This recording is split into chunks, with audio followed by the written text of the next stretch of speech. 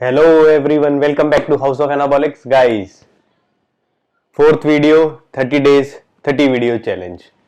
आज हम बात कर रहे हैं, जब आप स्टेरॉइड लेते हो, जब एक्चुअल में आप एनाबॉलिक्स यूज करते हो तो होता क्या है एक्चुअल में बॉडी में जाके, ऐसा वो क्या करते हैं कि आपको मसल ग्रोथ सिमुलेट होती है और उसके कोई लॉन्ग टर्म फायदे या नुकसान, इन सारी चीजों के ऊपर बात करेंगे आज वीडियो में, तो बने।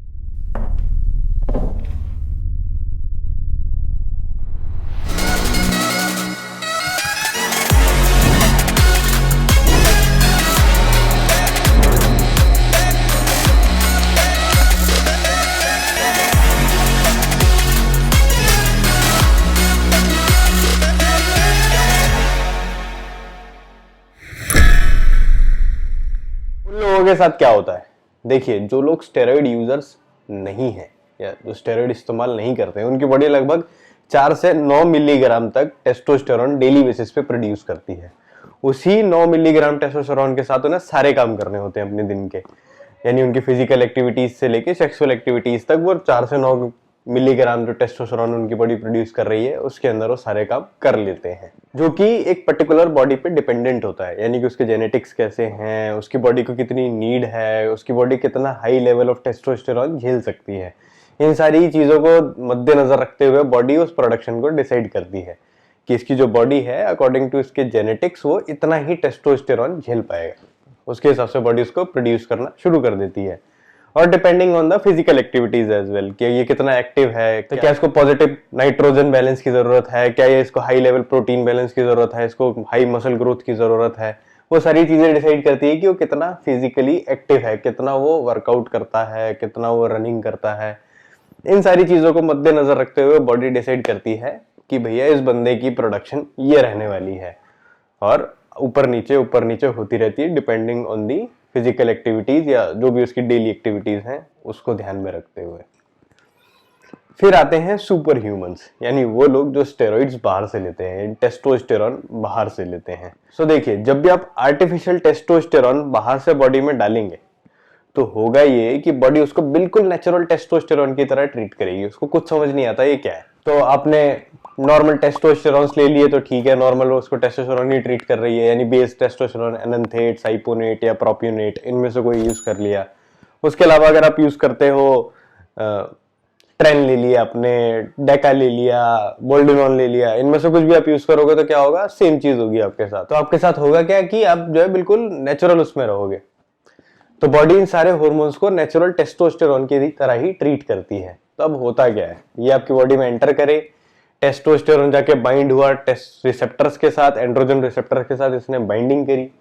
बाइंडिंग कंप्लीट होने के बाद ये आपके न्यूक्लियर के अंदर एंटर कर गया, आपके डीएनए के साथ बाइंड कर गया, और उसके बाद इसने अपने फंक्शंस को एनहांस कर दिया। अब क्योंकि टेस्टोस्टेरोन की सप्लाई बढ़ चुकी है, आपका जो मसल टर्नओवर है वो भी पॉजिटिव में चला जाएगा, आपकी बॉडी जो है ज्यादा मसल ग्रोथ करेगी, हाई प्रोटीन सिंथेसिस के अंदर आ जाओगे आप, तेजी से मसल ग्रोथ होनी शुरू हो जाएगी। उसके अलावा ड्रास्टिकली मसल स्ट्रेंथ इंक्रीज कर देता है, नाइट्रोजन बैलेंस को पॉजिटिव में लेकर चला जाता है, यानी आप ज्यादा प्रोटीन कैरी कर सकते हो अपनी मसल के अंदर, हाई लेवल ऑफ ऑक्सीजन को कैरी कर सकते हो अपनी बॉडी के अंदर। तो आपकी मस्कुलर ग्रोथ, एंड्योरेंस वाली ग्रोथ, हर ग्रोथ को ये एनहांस कर देता है, आपको कंप्लीट परफॉर्मेंस एनहांस पैकेज बना देता है स्टेरॉइड।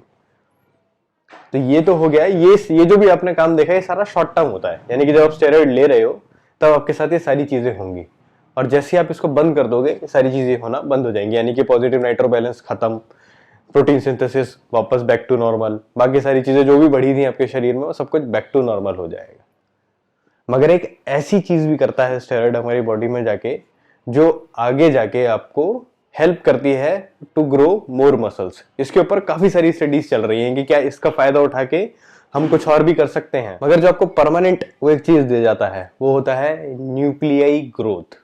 अब देखिए न्यूक्लियाई क्या होता है, सबसे पहले समझते हैं।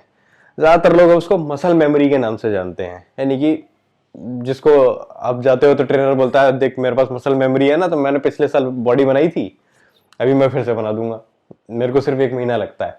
वो कैसे लग रहा है, वो 1 महीने का टाइम लग रहा है मसल मेमोरी की वजह से। और मसल मेमोरी क्या है, तो न्यूक्लियाई क्या होता है, वो मसल के अंदर अटैच्ड एक मेमोरी होती है जिसकी मदद से बॉडी ये डिसाइड करता है कि ये पर्टिकुलर पर्सन कितना मसल ग्रोथ करेगा, यानी कि जिन लोगों में ज्यादा मसल न्यूक्लियाई पाए जाते हैं वो नेचुरली एक अच्छी मसल ग्रोथ कर सकते हैं। और दूसरी ओर वो लोग जिनमें कम मसल न्यूक्लियाई पाए जाते हैं वो ऑन स्टेरॉइड भी अच्छी मसल ग्रोथ नहीं कर पाते हैं। तो ये कंप्लीटली डिपेंडेंट होता है कि आपके बॉडी में न्यूक्लियाई के लेवल्स कितने हैं मसल के अंदर। अब देखिए न्यूक्लियाई के अंदर दो तीन चीजें होती हैं, तो आप इसको ऐसे समझिए, तो न्यूक्लियाई में दो मेजर चीजें होती हैं, न्यूक्लियाई डोमेन और न्यूक्लियाई एडिशन। ये दो मेन काम करता है। तो इन दो मेन कामों से डिपेंड होती है कि आपकी बॉडी कितना ग्रो करेगी, यानी कि आपकी कितनी मसल बनने वाली है, वो ये दो चीजें डिसाइड करेंगी। अब न्यूक्लियाई डोमेन को अगर आप ऐसे समझें तो फॉर एग्जांपल मान लीजिए आपकी एक मसल है और इस मसल के अंदर ये आपका एक न्यूक्लियाई है, तो ये एक पर्टिकुलर एरिया को ही कवर कर सकता है, यानी कि मसल की सिर्फ इतने ही एरिया को ही कवर कर सकता है। ये हो गया न्यूक्लियाई डोमेन, यानी कि इसके अंदर सिर्फ इतनी ही मसल आती है, इससे ज्यादा मसल ये मतलब ऐसा नहीं है कि पूरे बाइसेप को बड़ा कर देगा। बाइसेप के एक पर्टिकुलर एरिया के कुछ मसल्स इसके अंदर आते हैं जिनको ये ग्रो कर सकता है।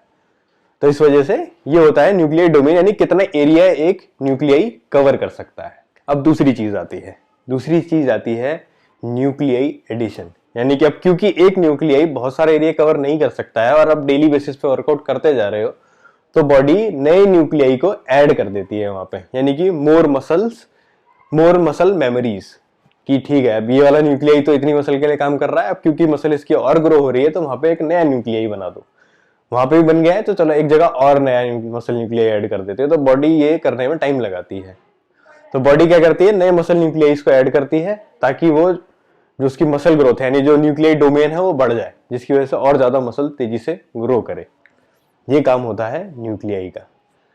ये नेचुरली होने में सालों लग जाते हैं, यानी बहुत समय लगेगा आपको, 4-5-6 साल लग जाएंगे अपनी बॉडी में एक हाई मतलब के पूरी मसल पोटेंशियल तक पहुंचने में, आपके जेनेटिक पोटेंशियल्स तक को रीच करने में आपको 4 से 5 साल लग जाएंगे। कंप्लीट मसल न्यूक्लियाई मल्टीप्लिकेशन, यानी जितने भी आपकी बॉडी में न्यूक्लियाई बना सकती है वो सब बना डालेगी। उसके बाद भी और बना सकती है, मगर फिर उसको बोलते हैं कि आपने जेनेटिक पोटेंशियल्स को रीच कर लिया है, अब इससे ज्यादा ऐसे तेजी से आप ग्रो नहीं कर सकते हैं। ये होता है आपके साथ। मगर जब आप स्टेरॉइड्स यूज करते हो, जब एनाबॉलिक्स डालते हो अपनी बॉडी में, तो ये केस बदल जाता है। बॉडी ड्रास्टिकली मसल न्यूक्लियाई को मल्टीप्लाई करती चली जाती है, यानी आप वर्कआउट कर रहे हो, मसल न्यूक्लियाई आपके तेजी से बढ़ रहे हैं क्योंकि मसल भी आपका तेजी से ग्रो हो रहा है, तो साथ में न्यूक्लियाई भी मल्टीप्लाई हो जाते हैं।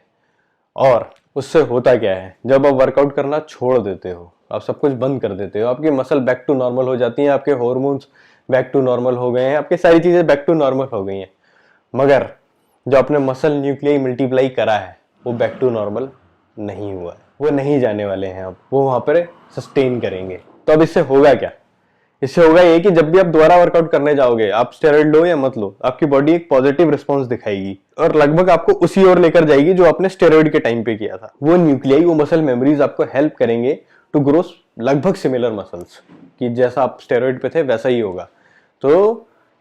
तो इसीलिए कुछ लोगों का मानना है कि जो स्टेज पे compete करते हैं लोग या जो स्टेरॉइड्स लेते हैं, उसके बाद वो जब वो बोलते हैं कि हम नेचुरली ट्रेन कर रहे हैं और हम नेचुरल एथलीट है, तो उनके पास एक अनफेयर एडवांटेज रहता है मसल न्यूक्लियाई का, जिसकी वजह से उनकी मसल एक नेचुरल मैन से ज्यादा ग्रो करती है। तो अब बहुत सारे लोगों के दिमाग में ये आ रहा होगा, फिर तो हम एक काम करते हैं, हम 1-2 बार स्टेरॉइड लेते हैं, मसल न्यूक्लियाई मल्टीप्लाई कर लेते हैं और उसके बाद हम लोग छोड़ देंगे, मसल न्यूक्लियाई के थ्रू हम दोबारा से मसल बना लेंगे और हमारा काम हो जाएगा। अब इसका जवाब देते हैं कि आगे क्या होगा। जब भी आप स्टेरॉइड यूज करते हो तो वो बंच ऑफ साइड इफेक्ट्स के साथ आते हैं आपके साथ। ऐसा नहीं है कि आपको सिर्फ वो न्यूक्लियाई मल्टीप्लाई कर रहा है, तो उसके अंदर दुनिया भर के साइड इफेक्ट्स आपके साथ जुड़े हुए हैं, जिसमें टॉप पर आता है टेस्टिकुलर एट्रोफी, यानी कि आपके टेस्टिकल्स का श्रिंक हो जाना, टेस्टिकल्स का छोटा हो जाना। अब देखिए इसमें प्रॉब्लम क्या है, आप ये टेम्परेरी से परमानेंट हो सकता है, यानी हो सकता है कि आपका टेस्टिकुलर एट्रोफी खत्म हो जाए मगर आपके स्पर्म के जो लेवल्स हैं वो बैक टू नॉर्मल ना हो पाए। आप कंसीव करने में बहुत प्रॉब्लम होने वाली है अगर आपको ऐसा कुछ हो गया है। तो ये परमानेंट से लेके टेम्परेरी तक हो सकता है, यानी कि हो सकता है आपको life time no sperm productions, और ये टेम्परेरी भी हो सकता है कि ठीक है कुछ समय के बाद बॉडी ने वापस से स्टार्ट कर दिया। उसके बाद कार्डियोवैस्कुलर डिजीज का बहुत हाई रिस्क होता है, क्योंकि ये ड्रास्टिकली इंक्रीज करता है आपके एलडीएल लेवल्स को और ड्रॉप करता है एचडीएल लेवल्स को। तो आपकी बॉडी में कार्डियोवैस्कुलर रिस्क बढ़ जाते हैं, आपके हार्ट की जो बीट है, जो रिदम्स हैं उसको बिगाड़ देता है, आपके ब्लड प्रेशर्स को बिगाड़ देता है, हमेशा जो है उठे हुए, तो हमेशा एलिवेटेड फॉर्म में मिलेगा आपको अपना ब्लड प्रेशर। तो आपको परमानेंट ब्लड प्रेशर की बीमारी भी हो सकती है, आपको हार्ट डैमेज भी हो सकता है और एक लॉन्ग टाइम हार्ट डिजीज भी दे सकता है। और इवन ये सिंगल टाइम यूज पे भी हो सकता है, यानी आपने कुछ 3 या 6 महीने के लिए भी यूज करा है, सिर्फ 3 महीने के लिए भी अगर आप यूज कर रहे हैं तब भी आपको ये प्रॉब्लम्स हो सकती हैं, डिपेंडिंग ऑन योर जेनेटिक्स और आपकी बॉडी उस लेवल ऑफ टेस्टोस्टेरोन पे कैसे रिएक्ट कर रही है, इस पे कंप्लीट डिपेंडेंसी रहती है। उसके बाद अगले हिस्से में आता है लिवर डैमेज। ये आपके लिवर को परमानेंटली डैमेज कर सकता है, परमानेंटली लिवर खराब हो सकता है, फैटी हो सकता है। तो आपने देखा होगा मैक्सिमम टाइम पे SGOT और PT लेवल्स हाई रहते हैं जब लोग स्टेरॉइड्स पे होते हैं। परमानेंट लिवर पे एक लोड बना रहता है, एक हाई टॉक्सिसिटी रेंज से होके गुजरता है 24 घंटे लिवर। तो ये आपको एक परमानेंट डैमेज दे सकता है। और अगर आपके जेनेटिक्स में किसी तरह की लिवर की कोई दिक्कत है जो आपको नहीं मालूम है तो ये उसको ट्रिगर भी कर देगा। तो ये भी एक दिक्कत रहती है इसके अंदर। अगला रिस्क रहता है गायनोकोमेस्टिया, मैन बूब्स का दिक्कत, क्योंकि टेस्टोस्टेरोन का डायरेक्ट रिश्ता है एस्ट्रोजन के साथ। इन दोनों का कन्वर्जन जो है वो आपको मैन बूब्स दे सकता है, गायनोकोमेस्टिया कर सकता है, जो कि बड़ी दिक्कत है आपके लिए। यानी कि इन मैक्सिमम केसेस गायनोकोमेस्टिया सिर्फ सर्जरी से ही ट्रीट हो सकता है अगर वो एक बार डेवलप हो गया है, और वो भी ग्लैंड रिमूव पूरा नहीं कर सकते हैं, आपको वहां पे थोड़ा सा ग्लैंड छोड़ना पड़ता है वरना निप्पल अंदर की तरफ धंस जाता है। तो उसके बाद भी आपको रिस्क रहेगा, यानी सर्जरी कराने के बाद भी आप जो है परमानेंटली ठीक नहीं हुए हैं। अगर आप फिर से स्टेरॉइड लेने की कोशिश करेंगे तो ग्लैंड फिर से ग्रो कर जाएगा। और इन बहुत सारे लोगों के अंदर एग्रेसिव नेचर को ही प्रमोट करता है और वो टेम्परेरी से परमानेंट हो सकता है। यानी कुछ लोगों का एग्रेसिव नेचर सिर्फ स्टेरॉइड्स के ऊपर रहता है, कुछ लोगों को बाद में रहता है। उसके अलावा आपको मूड स्विंग्स होंगे, आपके डिसीजंस गलत होने वाले हैं, आपका ब्रेन प्रॉपर फंक्शन नहीं करेगा, आपको स्ट्रोक होने की दिक्कत हो सकती है, बहुत सारी दिक्कतें होने वाली हैं, आपकी फीलिंग्स आपके कंट्रोल से बाहर निकल सकती हैं। तो आपके डिसीजन गलत होंगे विद योर लव लाइफ, आपकी नॉर्मल लाइफ, आप चीट करने की भी कोशिश करोगे ऑन स्टेरॉइड्स, बहुत सारी चीजें करते हैं लोग। तो ये बहुत ही कॉमन होता है जब लोग स्टेरॉइड्स पे होते हैं। इन मैक्सिमम केसेस जो चीट्स होते हैं वो स्टेरॉइड्स के ऊपर होते हैं। बाकी नॉर्मल केसेस में उनका ब्रेन अच्छी तरह से फंक्शन कर रहा होता है तो अपने वो जो पार्टनर है उनको चीट नहीं करते हैं। ऐसी भी कई तरह की साइड इफेक्ट्स देखे गए हैं।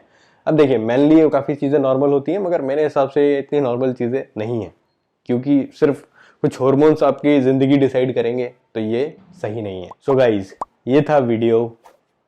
क्या करते हैं स्टेरॉइड जब आपकी बॉडी में जाते हैं, कैसे वो काम करते हैं, क्या वो फंक्शंस करते हैं, क्या उनके लॉन्ग टाइम और शॉर्ट टाइम साइड इफेक्ट्स और इफेक्ट्स हैं।